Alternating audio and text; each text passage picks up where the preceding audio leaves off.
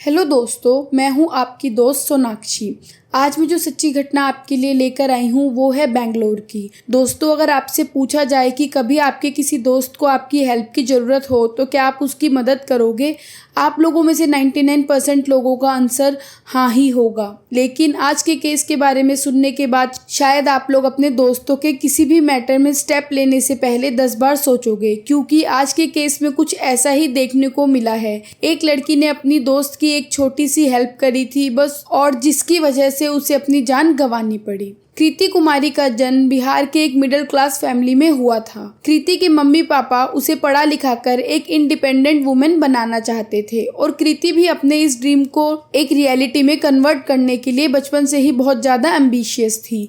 MBA में अपनी post graduation complete करने के बाद उसकी जॉब बेंगलोर में लग जाती है और जनवरी 2024 से ही एक बेंगलोर बेस्ड कंपनी में Kriti as a business development associate की पोस्ट पर जॉब करने लगती है। वह बेंगलोर में ही एक PG में रहने लगती है। कृति की लाइफ बहुत ही ज्यादा अच्छी चल रही थी। वो अपनी जॉब से खुश थी और वो अच्छे पैसे भी कमा रही थी। कृति के पेरेंट्स भी बहुत खुश थे अपनी बेटी को ऐसे कामयाब देखकर। टाइम के साथ साथ कृति बेंगलोर में एडजस्ट हो रही थी। अब उसके ऑफिस में भी कई फ्रेंड्स बन जाते हैं और इनमें से एक लड़की कृति की बेस्ट फ्रेंड बन जाती है। साथ में जॉब करते करते इनकी दोस्ती काफी गहरी हो गई थी। कृति की कलीग महाराष्ट्र से थी, उसके लिए भी बेंगलोर उतना ही अनजान एंड नया था जितना कृति के लिए। कृति और उसके फ्रेंड साथ में इतना ज़्यादा टाइम स्पेंड किया करते थे कि उन्हें एक दूसरे की छोटी छोटी आदतों के बारे में भी पता था। वो हमेशा साथ में शॉपिंग करने जाते थे, यहाँ तक कि जब वो लोग छुट्टियों में अपने अपने घर जाते थे तब भी वो कॉल या मैसेज के जरिए टच में रहते थे। दोस्तों, आप हमारे चैनल पर नए हैं तो प्लीज़ चैनल को सब्सक्राइब कर दें। कृति अपनी इस दोस्त के साथ अपनी सारी अच्छी बुरी बातें शेयर करती थी और उसकी फ्रेंड भी अपनी सारी फीलिंग्स कृति के साथ शेयर करती थी। कृति की फ्रेंड एक रेंटेड अपार्टमेंट में अपने बॉयफ्रेंड अभिषेक घोष के साथ रहा करती थी। अभिषेक घोष 25 साल का था और बेंगलोर में ही एक प्राइवेट कंपनी में जॉब करता था। कृति की फ्रेंड और अभिषेक एक दूसरे को स्कूल टाइम से जानते थे और काफी समय से दोनों रिलेशनशिप में भी थे। कृति को भी इन दोनों के रिलेशनशिप के बारे में पता था और इसी बीच अभिषेक की जॉब छूट जाती है और उसके बाद कृति की फ्रेंड और अभिषेक के बीच में लड़ाइयाँ होने लगती हैं। अब इन दोनों के बीच कुछ नॉर्मल रिलेशनशिप जैसा नहीं था। अपनी जॉब खो देने की वजह से अभिषेक काफ़ी ज़्यादा फ्रस्ट्रेट रहता था और ये सब बातें कृति की फ्रेंड अक्सर कृति से शेयर किया करती थी। अभिषेक की जॉब चले जाने के बाद कृति की फ्रेंड को अभिषेक का एक अलग ही रूप देखने को मिल रहा था। जब उन दोनों के बीच में झगड़ा होता तो अभिषेक अक्सर हद पार कर दिया करता था। अभिषेक के जॉबलेस होने की वजह से उसके सारे खर्चे कृति की फ्रेंड ही उठाती थी, फिर भी अभिषेक उसके साथ बहुत बुरी तरह पेश आता था। कृति की फ्रेंड जब भी अभिषेक से जॉब के रिलेटेड कुछ भी पूछती या सजेस्ट करती तो अभिषेक उससे लड़ाई करने लगता था। वह सोचता था कि वो उसे नीचा दिखा रही है या उसका मजाक उड़ा रही है। बात इतनी ज्यादा बढ़ गई थी कि अब कृति की फ्रेंड से बर्दाश्त नहीं हो रहा था एंड उसके जॉब पर भी इसका असर दिखाई दे रहा था। एक दिन कृति की फ्रेंड ऑफिस में रोने लगती है। तब वो कृति के पूछने पर उसे बताती है कि अभिषेक अब उसे छोटी छोटी बातों पर मारने लगा है। वो अब उस पर कभी भी हाथ उठा देता है। ये सब सुनकर कृति अपनी फ्रेंड के लिए काफी ज्यादा बुरा फील कर रही थी और अब ये सब सुनने के बाद वो चाहती थी कि उसकी फ्रेंड अभिषेक से ब्रेकअप कर ले। इसलिए कृति ने अपनी फ्रेंड को ये सजेस्ट करा कि बेहतर यही होगा कि तू अपने टॉक्सिक बॉयफ्रेंड को छोड़ दे और उससे ब्रेकअप कर ले और जिस अपार्टमेंट में अभिषेक के साथ रहती है वो भी छोड़ दे। और कृति अपनी फ्रेंड को सजेस्ट करती है कि वो उसके साथ आकर कोरमंगला में रहने लगे। कृति की दोस्त भी अपने बॉयफ्रेंड से बहुत ज्यादा तंग आ गई थी, इसलिए उसने बिना कुछ सोचे समझे कृति का ये प्रपोजल एक्सेप्ट कर लिया और अभिषेक से ब्रेकअप करके वह कृति के साथ उसके PG में रहने लगी।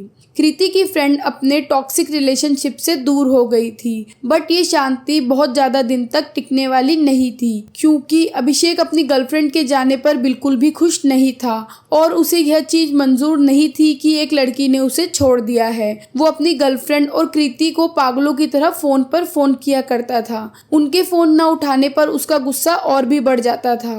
कृति और उसकी फ्रेंड ने अभिषेक से तंग आकर उसे सोशल मीडिया से ब्लॉक कर दिया और उसके नंबर को भी ब्लैक लिस्ट कर दिया।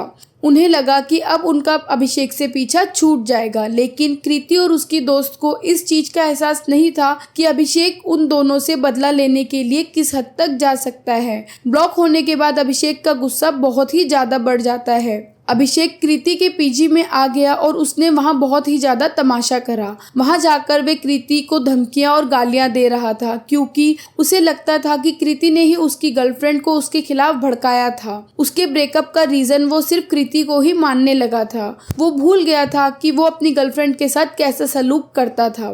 पहली बार जब अभिषेक कृति के पीजी में गया, वहां पर हंगामा किया, तो जैसे तैसे वहां के लोगों ने उसे वहां से भगा दिया था। अभिषेक का ये बिहेवियर देख के कृति और उसकी फ्रेंड को ये चीज समझ आ गई थी कि अगर कृति की फ्रेंड उसके साथ रहेगी तो अभिषेक बार बार उसके पीजी में आता रहेगा। इसलिए कृति और उसकी फ्रेंड ने ये डिसीजन लिया कि वो दोनों किसी दूसरे अपार्टमेंट या पीजी में शिफ्ट हो जाएंगे, जिसके बारे में अभिषेक को बिल्कुल भी पता नहीं चलेगा। फिर कृति अपनी फ्रेंड की सेफ्टी के लिए जल्दी से उसे दूसरे पीजी में शिफ्ट कर देती है, यह सोचकर कि वो नेक्स्ट मंथ वहां शिफ्ट हो जाएगी। 23 जुलाई 2024 रात के अराउंड 11:15 हो रहे थे।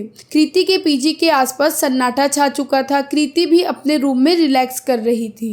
तभी उसके दरवाजे पर एक तेज नॉकिंग की आवाज आती है। कृति को पता था कि ये अभिषेक ही होगा। वो उठी और उसने गेट ओपन किया। सामने अभिषेक खड़ा हुआ था। उसके हाथ में एक पॉलिथीन बैग था। अभिषेक का चेहरा और आंखें देखकर कृति को ये चीज पता थी कि अभिषेक बहुत ही ज्यादा गुस्से में था। वो किसी को भी हार्म पहुंचा सकता था। जैसे ही अभिषेक उसकी तरफ बढ़ा, वैसे ही कृति अपने रूम के अंदर हुई और उसने अभिषेक को बाहर की तरफ धक्का मारा। पर इससे पहले कि कृति और कुछ कर पाती, अभिषेक ने अपने पॉलिथीन बैग से एक चाकू निकाला और वो कृति को बार बार चाकू से मारने लगा। वो इतना ज्यादा गुस्से में था कि वह रैंडम कृति को किसी भी बॉडी पार्ट पे बिना सोचे समझे कहीं पर भी वार करे जा रहा था। कृति अपने आप को बचाने की और अभिषेक को अपने आप से दूर करने की बहुत ज्यादा कोशिश कर रही थी, लेकिन वो चाहकर भी कुछ नहीं कर पा रही थी। अभिषेक ने कृति के सर, नेक, चेस्ट, आर्म और स्टमक में सारी जगह पर बुरी तरह चाकू मारा और हर एक वार के साथ कृति की मूवमेंट स्लो होती जा रही थी और वो खुद को डिफेंड नहीं कर पा रही थी।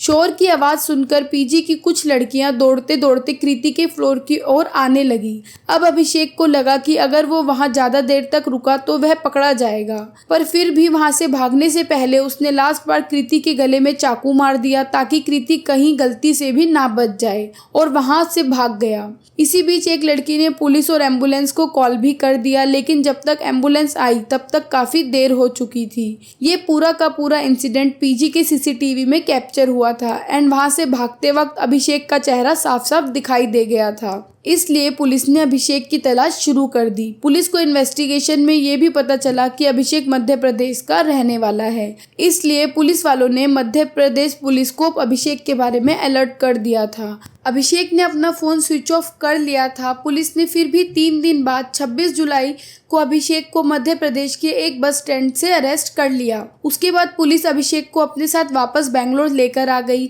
और अभिषेक अभी भी जेल में बंद है। इस केस में आगे कुछ भी फैसला आता है तो हम आपको एक नई वीडियो के माध्यम से जरूर बताएंगे। दोस्तों, क्या आपको भी कभी अपने फ्रेंड को सपोर्ट करने की वजह से किसी प्रॉब्लम का सामना करना पड़ा है? तो हमें कमेंट बॉक्स में जरूर बताएं।